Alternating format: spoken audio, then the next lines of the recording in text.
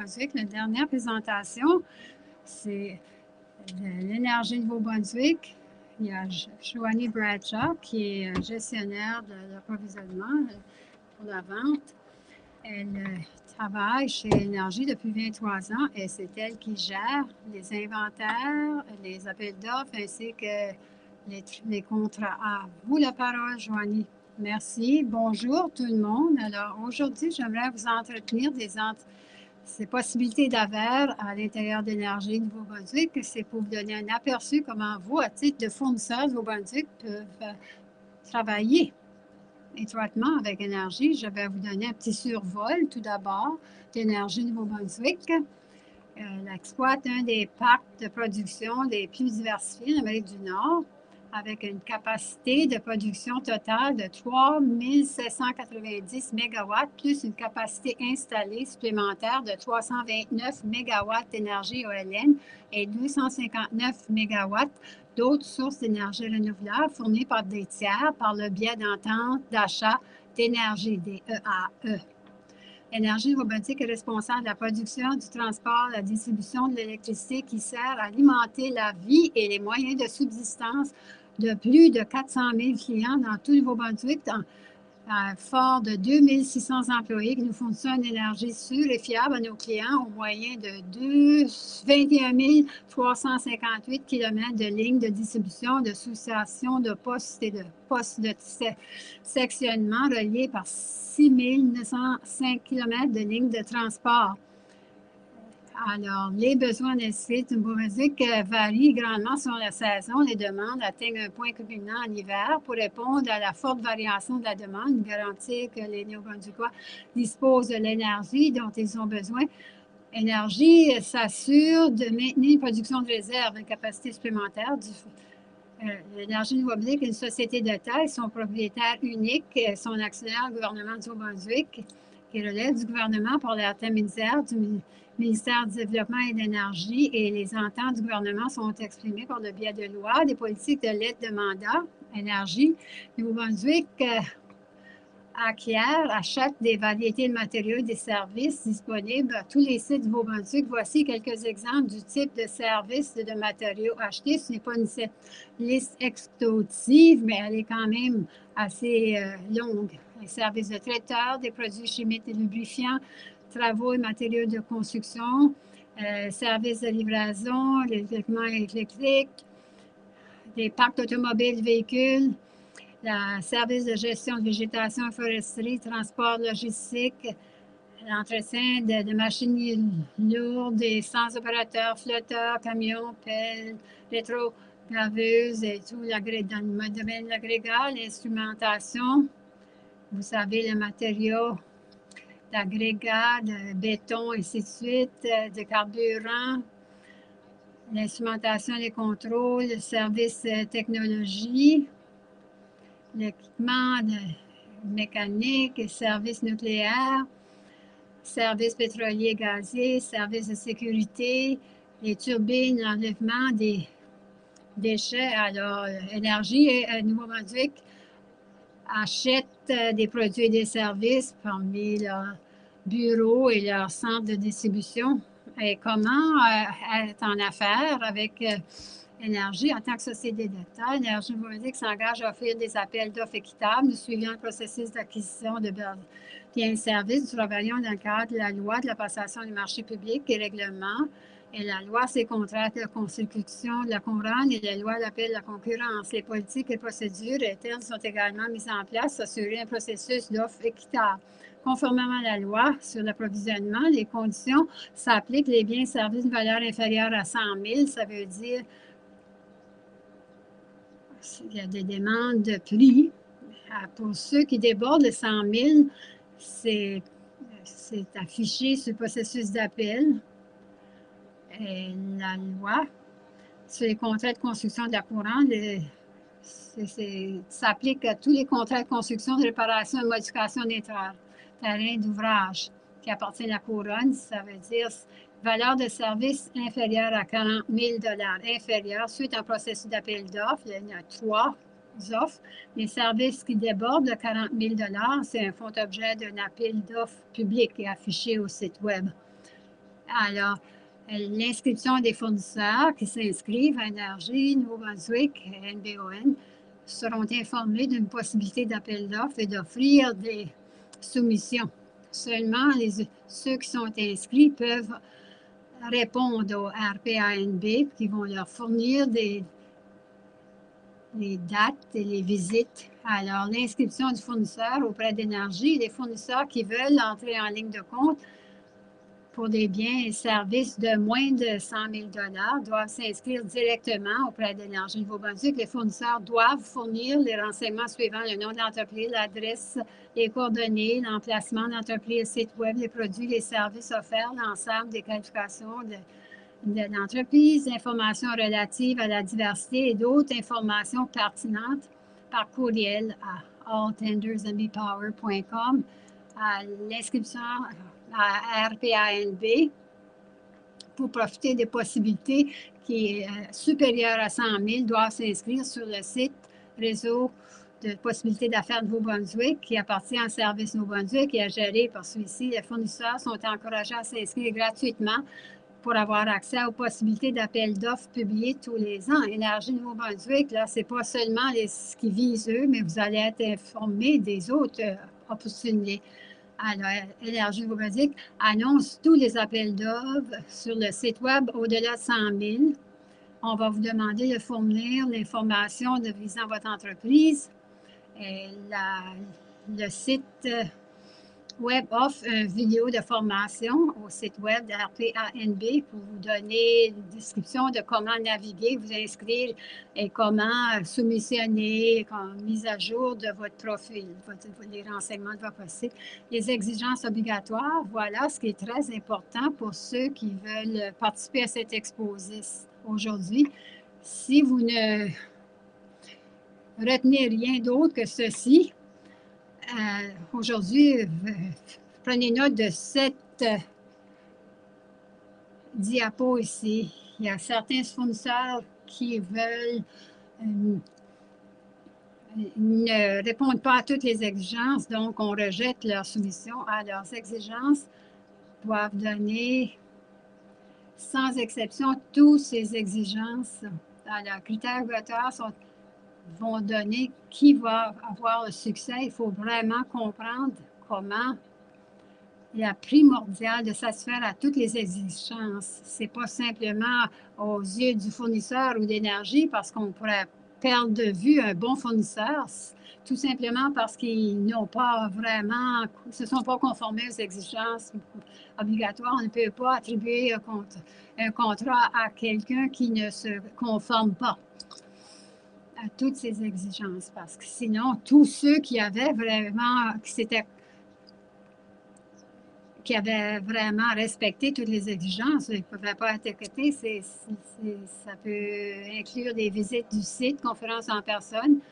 Ça peut dire que c'est une exigence d'aller une visite sur le site afin de soumissionner officiellement à cet appel d'offres. Alors, les permis et les licences nécessaires. Si vous devez avoir les permis d'exercice à titre d'électricien ou plombier, alors vous devez avoir une telle personne sur votre équipe. Les caractéristiques de rendement minimal de l'équipement, vous devez vous conformer au moins minimalement. Il y a des exigences aux dates, les conditions de livraison. Souvent, les projets, c'est déjà, on doit respecter la date butoir.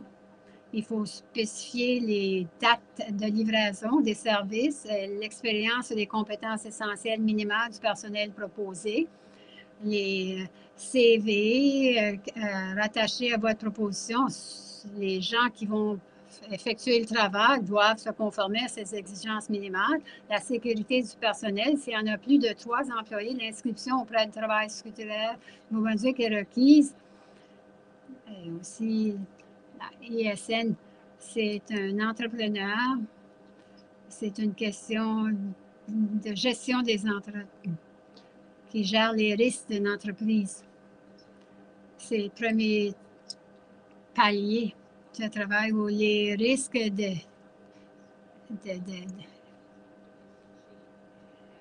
peut être associé à certains genres des gens des contextes de travail dangereux, avoir des équipements dangereux, de l'équipement lourd, il y a beaucoup de potentiel d'exposition. Alors, il y a une surveillance étroite qui doit être menée. Ça s'applique à le déneigement tel aussi, l'entretien même. Vous allez travailler auprès des milieux, des sous-stations de haut voltage et de l'équipement. Alors, il y a un grand risque. Toute directive de COVID-19, telle que décrite par la province ou le gouvernement fédéral ou Énergie et Nouveau-Brunswick eux-mêmes avec leurs exigences du point de vue environnemental, ainsi que l'assurance d'eau considération n'est pas limitée simplement au budget ou la certification, la formation, enseignement supplémentaire, les modalités d'instruction aux soumissionnaires peuvent être consultées sur la section d'achat et appel d'offres sur le site web energienb.com sous l'onglet à notre sujet, sur le côté droit de la page d'accueil. Ces modalités doivent être respectées lors de la détermination du prix. L'évaluation des soumissions est généralement fondée sur le prix. Énergie Nouveau-Brunswick conclut habituellement des contrats avec le soumissionnaire retenu. Convient également de noter que les fournisseurs doivent assister aux réunions d'enquête sur le site tenues par l'Énergie pour les appels d'offres afin de réseauter avec le fournisseur retenu d'un projet et d'offrir leur entreprise en tant que sous-traitant ou d'obtenir un emploi individuel. Il y a aussi des individus qui ont des entreprises mais ne sont pas tout à fait installés pour soumissionner sur un tel contrat, mais ils veulent quand même venir consulter, voir de quoi il s'agit, afin que la prochaine occasion, ils pourront peut-être se préparer pour pouvoir soumissionner. Ressources, loi sur la passation de marché public, règlement sur la loi de passation, la loi sur les contrats de construction de la couronne, le règlement de la loi sur les contrats de construction ainsi que les achats et appels d'offres d'énergie Nouveau-Brunswick. Veuillez communiquer avec nous Énergie Nouveau-Brunswick, au site web de l'Énergie Nouveau-Brunswick, NB Power, ou bien aussi à courrier traditionnel au 515 rue King. Et c'est ma présentation aujourd'hui et je vous cède la parole pour les questions. Merci beaucoup, Joanie, de cette présentation. Je sais, dans toutes les consultations que j'ai avec le secteur, j'entends plein de questions au sujet de l'Énergie Nouveau-Brunswick et c'est de précieux renseignements que vous nous offrez. Titre d'agent de sensibilisation.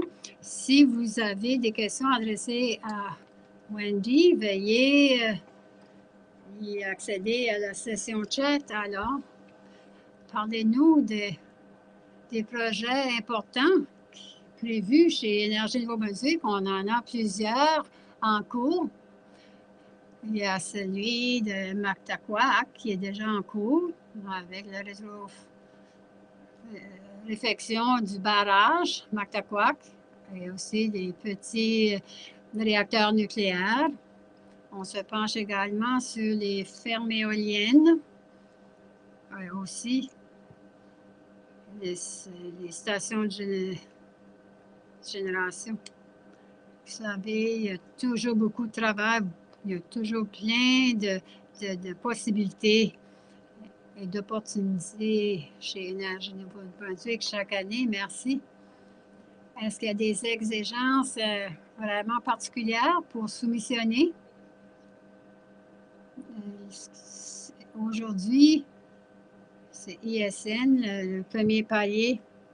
Tout ce qui est considéré comme milieu de travail dangereux, les fournisseurs doivent être inscrits là-dessus. Tout dépend du nombre d'employés au sein de votre entreprise. Ça va déterminer le montant que vous avez payé comme cotisation annuelle au ISM.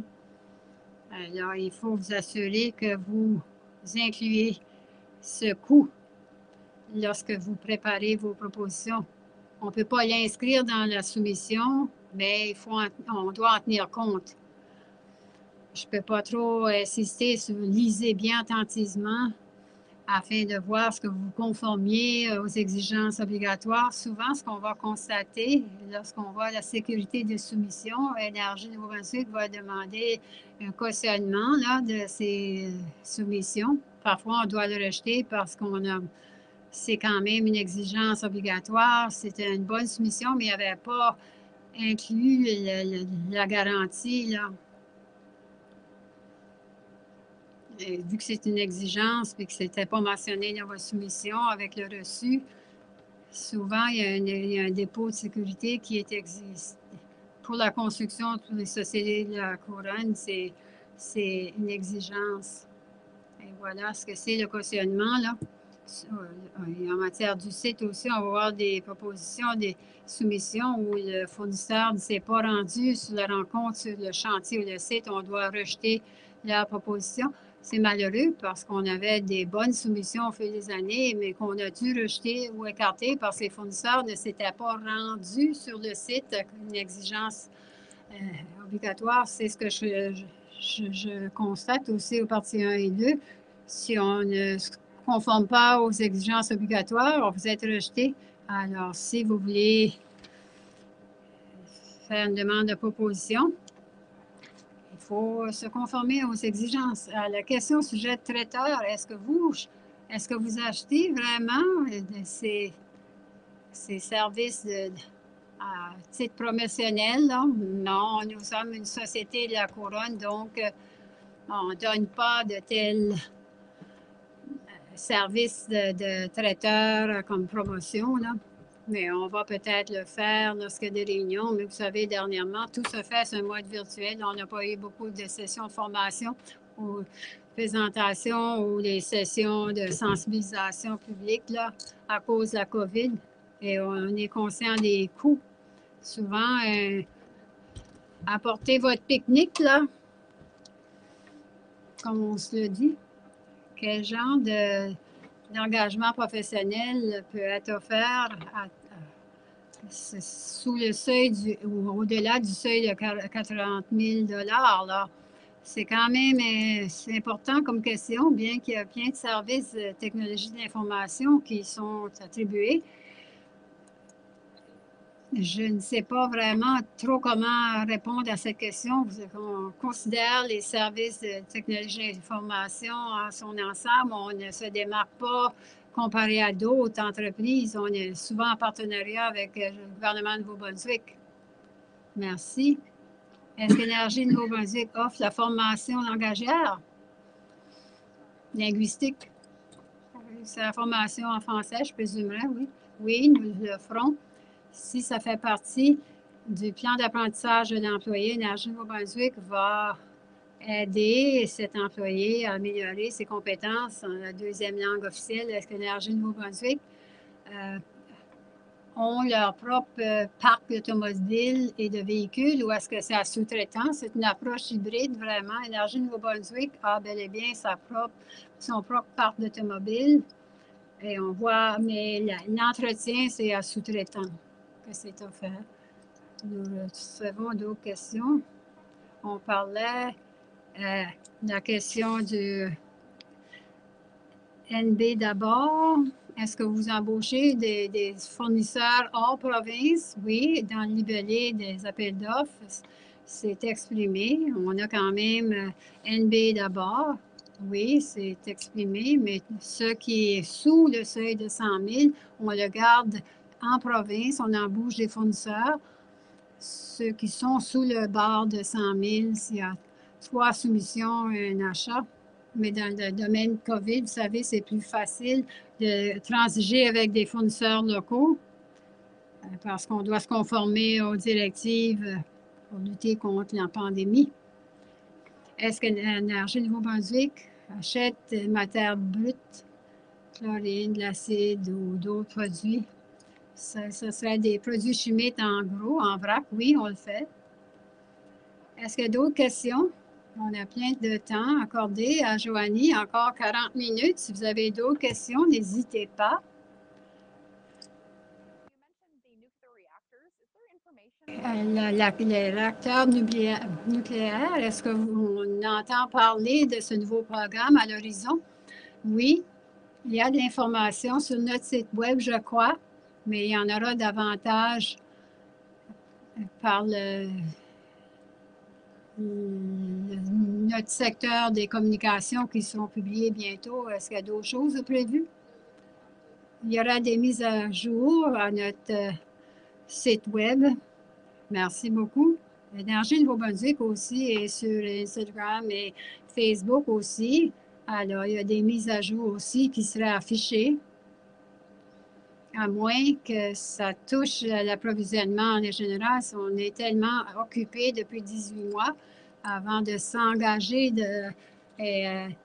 à maîtriser le monde COVID. Là, je suis demeurée à l'écart. Pour nous, ce fut bon et mauvais dans le secteur d'approvisionnement. Notre croissance est plutôt axée sur la paperasse comme gouvernement. On est parti des modèles sur papier.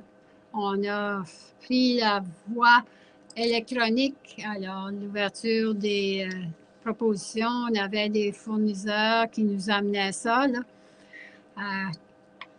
par voie aérienne là, pour se conformer à leur boutoir. Les fournisseurs trouvent que c'est un peu plus simple là, maintenant parce que c'est fait par voie électronique maintenant.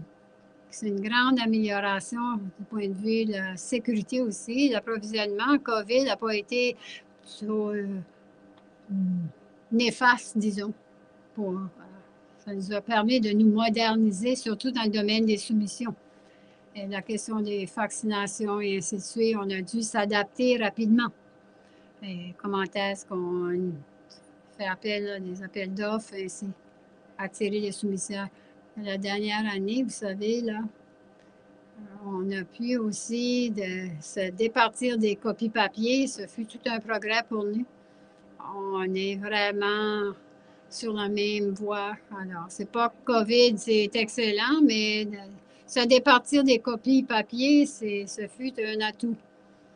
Si vous surveillez les Simpsons, là, il y a un jeu de mots. Où est-ce qu'on pourrait trouver ça, là, les produits chimiques en vrac? Où est-ce qu'on trouverait ça? C'est sur le RPANB, là. C'est les chimiques et le pétrole, l'hydrocarbure. On a un projet conjoint à l'énergie Nouvelle-Écosse, là, conjointement avec Nova Scotia Power.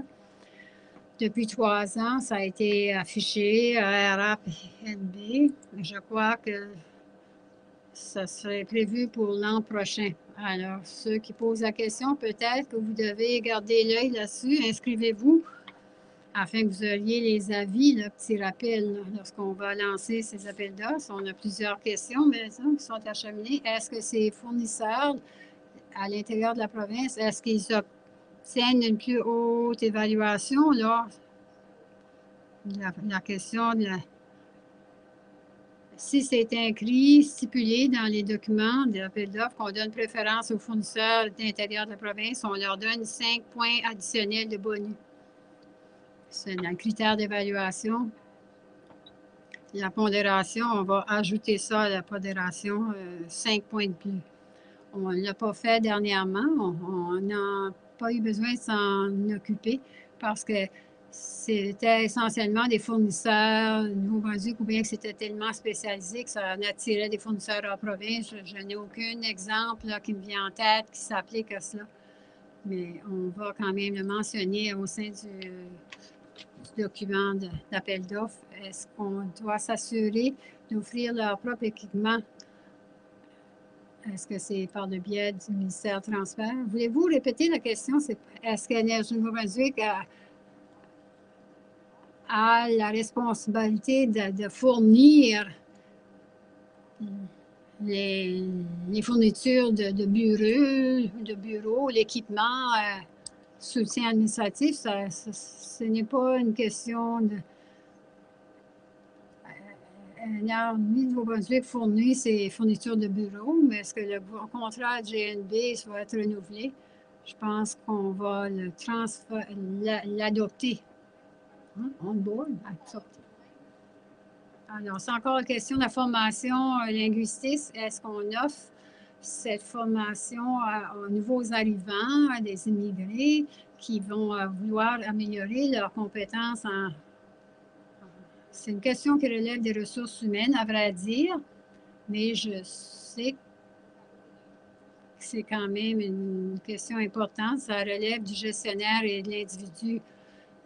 Aussi, la personne aux ressources humaines peut appuyer les efforts de cet employé. Il y a certaines positions au sein de la société d'État. Si vous étiez en communication avec vos clients et que vous devez le faire de façon verbale, orale, vous avez besoin d'avoir des bonnes compétences. Vous devez pouvoir communiquer en anglais ou être bilingue, ou tout dépend de leur description de poste, l'exigence avec un nouvel embauché, là. Ce serait probablement dans leur contrat d'emploi. Je ne suis pas certaine, il me semble. Je suis d'accord avec vous que c'est une question de ressources humaines, essentiellement. Prochaine question. Est-ce que tout ou est-ce que tout l'appel d'offres est sur quel site? Il y a des sites en ligne. Est-ce que c'est simplement sur le site web d'Énergie Nouveau-Brunswick? Oui, ils affichent tous leurs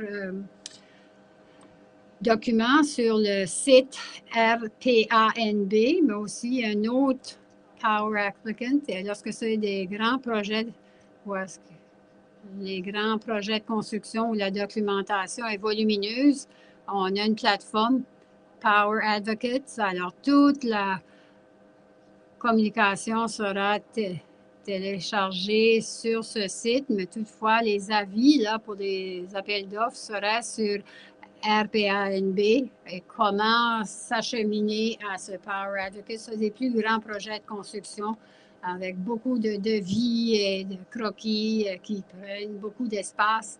Alors, les soumissions, on a quand même 15 MW comme limite là, lorsqu'on achemine à notre adresse All Tenders, notre adresse courriel, si on prévoit qu'on va déborder, alors on va demander que ces fournisseurs le téléchargent sur Power Advocate. Alors, c'est une plateforme qui existe, disponible aux fournisseurs. Et les fournisseurs, souvent, vont recevoir des avis de ce Power Advocate qu'on les invite à cet événement de soumission. On les connaît, qu'ils peuvent offrir ce produit. On va les inviter à cet événement, en fait, s'inscrire. Ils peuvent aller recueillir l'information pertinente. On ne veut pas que ça soit effacé. Est-ce que c'est une arnaque? Ah non, tout ça, toute l'information est sur RPANB.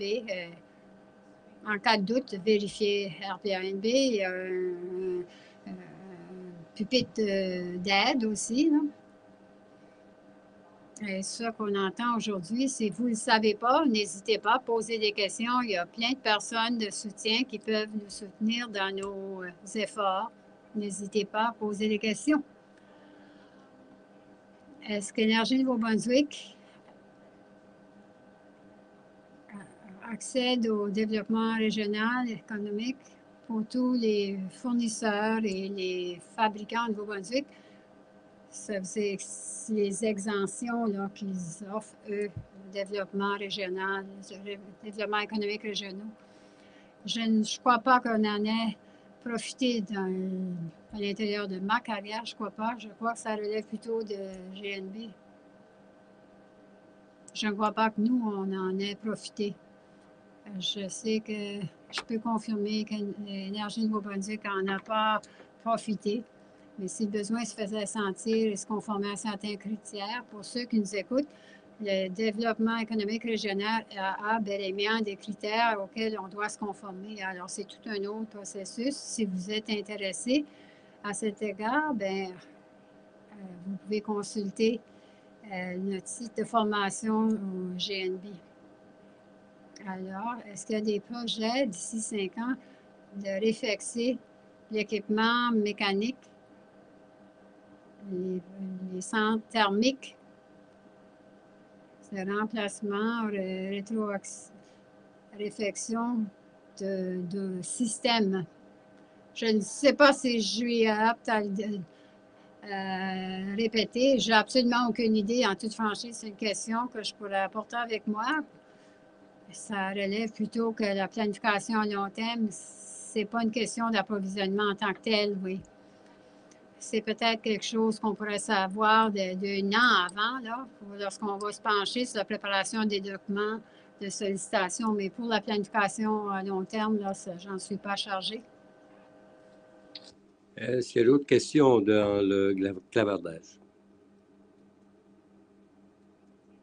Je ne vois personne en train d'écrire. Alors, sans plus de préambule, Joanie, ça termine la période de questions pour toi. Merci beaucoup pour cette présentation.